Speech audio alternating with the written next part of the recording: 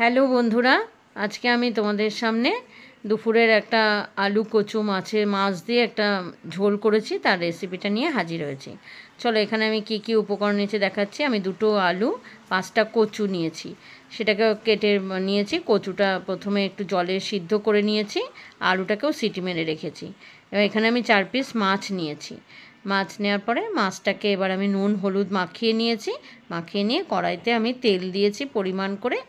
তেল দেওয়ার পরে বা নুন হলুদ মাখানো মাছগুলোকে আমি এক এক করে কড়াইতে নুন হলুদ মাখিয়ে নেওয়ার পর কড়ার মধ্যে আমি একটু তেল দিয়েছি মাছটা ভাজার আগে, যাতে মাছটা তলায় লেগে না যায়। দিয়ে আমি মাছগুলোকে এবার আস্তে আস্তে ছেড়ে দিয়েছি।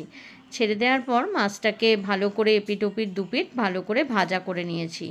তার মধ্যে আমি এখানে একটা পেস্ট পেস্ট বানানোর জন্য আমি এখানে নিয়েছি গোটা গরম মশলা, জিরে, নুন, হলুদ, লঙ্কা, জিরের গুঁড়ো, তারপরে টমেটো নেইনি সেহেতু টমেটো সস নিয়েছি।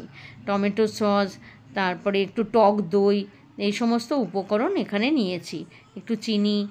এবার সেটা আমি নুন, হলুদ, জিরে, লঙ্কার গুঁড়ো, একটুখানি টক দই, এটাকে আমি একটা পাত্রে নিয়ে সেটাকে আমি জল ঢেলে রেখে দিয়েছি। এবার আমি কড়াইয়ের মধ্যে প্রথমে গোটা গরম মশলাটা দিয়েছি, তারপর জিরে দিয়েছি, দিয়ে আমি ওই আলু কচুটাকে ছেড়ে দিয়েছি এর মধ্যে।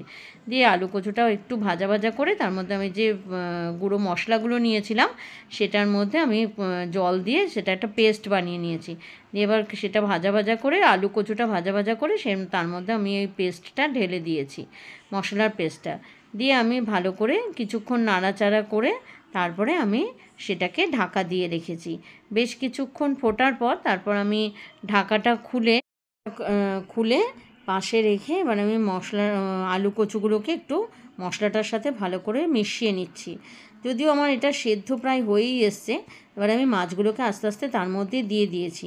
দিয়ে একটু সিমে আস্তে আস্তে সেটাকে নাড়াচাড়া করেছি। এরপর আমি পাশে একটা পাত্রে খানিকটা গরম জল ফুটিয়ে রেখে দিয়েছিলাম।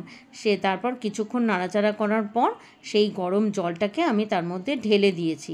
ঢেলে দেওয়ার পর কিছুক্ষণ ফোটার পর আমি তার মধ্যে একটু গরম মশলার গুঁড়ো দিয়ে তারপর একটা গোটা কাঁচা লঙ্কা দিয়ে আস্তে আস্তে গরম মশলাটা দেওয়ার পর আস্তে আস্তে নামিয়ে একটা পাত্রে ঢেলে রেখে দিয়েছি।